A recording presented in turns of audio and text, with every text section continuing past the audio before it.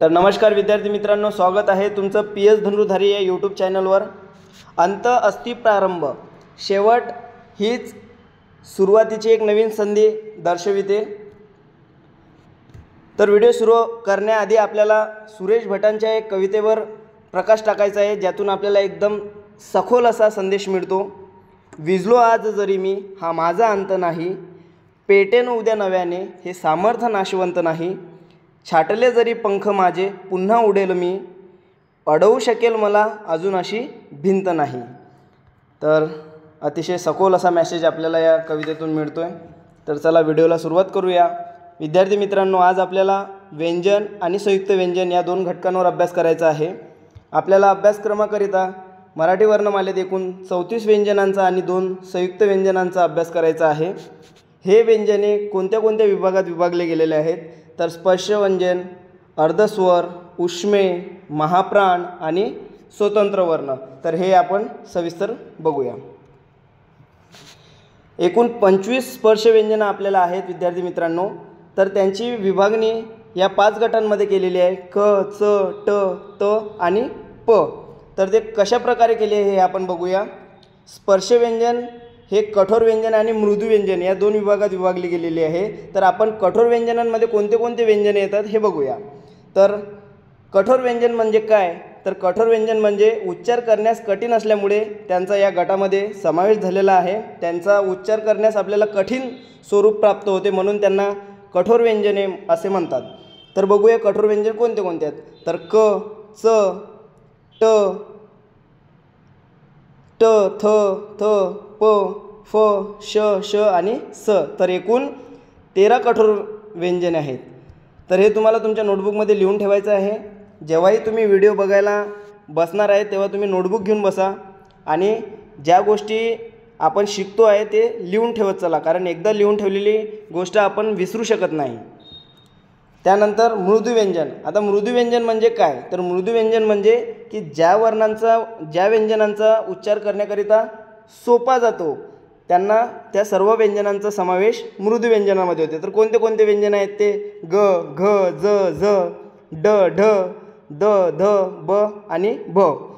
याबरोबरच य, र, ल, व, ह, ळ तसेच सर्व स्वर, स्वरादी आणि अनुनासिके या सर्वांचा समावेश मृदू व्यंजनामध्ये होते। हे लक्षात ठेवायचं आहे, लिहून घ्या। त्यानंतर बघूया अनुनासिके। तर अनुनासिके म्हणजे काय? अनुनासिके म्हणजे जिभेच्या तोंडातील इतर भागांना स्पर्श न करता ज्यांचा उच्चार नाकातून होतो त्यांना अनुनासिके असे म्हणतात। तर एकूण अनुनासिके 5 आहेत। कोणते कोणते आहेत? न, न, न, न आणि म। तर हे 5 अनुनासिके आपल्याला अभ्यासक्रमाकरिता आहेत। त्यानंतर बघूया अर्धस्वर। आता अर्धस्वर एकूण 4 आहेत, य, र, ल, व। यांचा उच्चार अनुक्रमे ई, रू, ऋ, उ या स्वरांच्या उच्चारस्थानावर असल्याने त्यांना अर्धस्वर असे म्हणतात। त्यानंतर उष्मे। उष्मे एकूण 3 आहेत, श, श आणि स। या वर्णांचा उच्चार करताना घर्षण होत असल्यामुळे एक उष्णता निर्माण होते, म्हणून त्यांना उष्मे किंवा घर्षक असे म्हणतात। याबरोबरच त्यांना सितकार नावाने देखील ओळखले जाते। तर हे लिहून ठेवा। नंतर महाप्राण। महाप्राण या वर्णाचा उच्चार करताना फुफ्फुसातील हवा तोंडावाटे बाहेर फेकली जाते, म्हणून या वर्णाला महाप्राण असे म्हणतात। तर मुख्य महाप्राण ह आहे। नंतर विद्यार्थी मित्रांनो लक्ष द्या, ख, घ, छ, झ, ठ, ढ, थ, ध, फ, भ, श, श आणि स या सर्व वर्णात ह प्रमाणे वायू बाहेर पडतो, म्हणून यांना सुद्धा महाप्राण असे म्हणतात।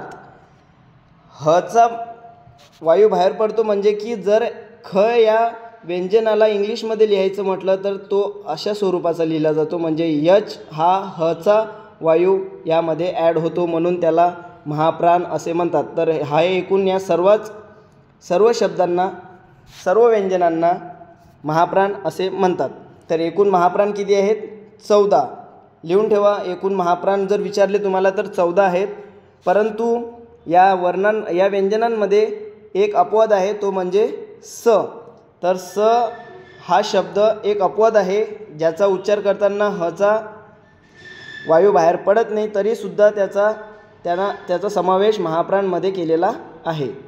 तर हे महत्त्वाची गोष्ट आहे. त्यानंतर अल्पप्राण. ज्या वर्णांचा उच्चार करताना हची छटा होत नाही, म्हणजे हचा उच्चार होत नाही, त्या सर्वांना अल्पप्राण असे म्हणतात. तर हे सर्व अल्पप्राण आहेत. आणि यामध्ये सुद्धा एक अपवाद आहे, तो म्हणजे च, ज्याचा इंग्लिशमध्ये लिहिताना याचा उच्चार होतो, तरीसुद्धा त्याचा समावेश हा अल्पप्राणमध्ये होत आहे, महाप्राणमध्ये होत नाही. ह्या सर्व गोष्टी लक्षात ठेवसाल. त्यानंतर आहे स्वतंत्र वर्ण. तर विद्यार्थी मित्रांनो, ळ हा मराठीतील स्वतंत्र वर्ण मानला जातो. तो द्रविडी गटातून मराठीमध्ये आलेला एक वर्ण आहे, म्हणून त्याला स्वतंत्र वर्ण असे म्हणतात. त्यानंतर संयुक्त व्यंजने.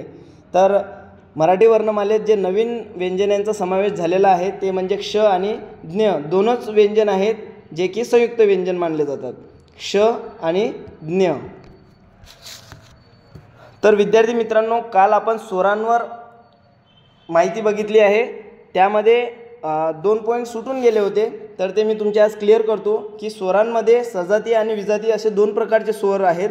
त्यामध्ये सजातीय म्हणजे काय, तर सजातीय म्हणजे एकाच उच्चार स्थानातून निघणाऱ्या स्वरांना सजातीय स्वर असे म्हणतात. तर ते कोणते कोणते आहेत? अ, आ अशी पेअर बनते, ज्यांचा उच्चार सजातीय स्वरांना म्हणजे सारख्या उच्चारातून निघतो.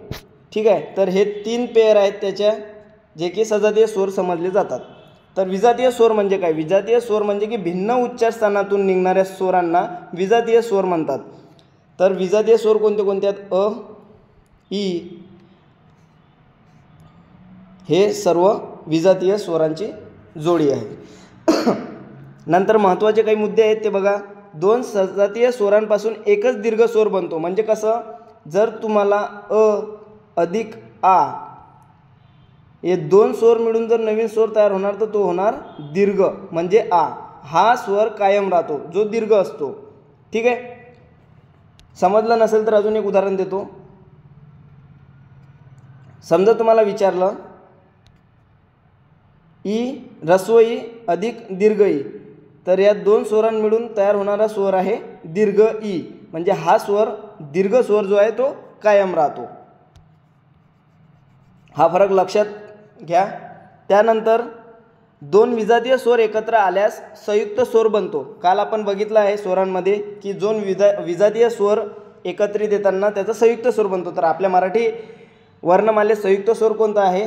तर ए हा संयुक्त स्वर आहे. तर हा कोणत्या कोणत्या स्वरांपासून बनलेला आहे?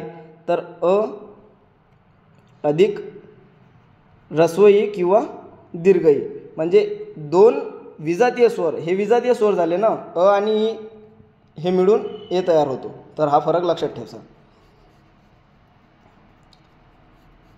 त्यानंतर 2 संयुक्त स्वर एकमेकात मिसळत नाहीत. हा पॉईंट लक्षात ठेवसाल विद्यार्थी मित्रांनो, की 2 संयुक्त स्वर कधीच एकमेकांमध्ये मिसळत नाहीत. तर हा होता आजचा आपला व्हिडिओ. लवकरच आपण पुढच्या व्हिडिओला भेटूया आणि यावर सुद्धा आपण काही प्रश्न घेणार आहेत. त्या प्रश्नांचे उत्तरं तुम्हाला द्यायचे आहेत. तर धन्यवाद. थांबूया.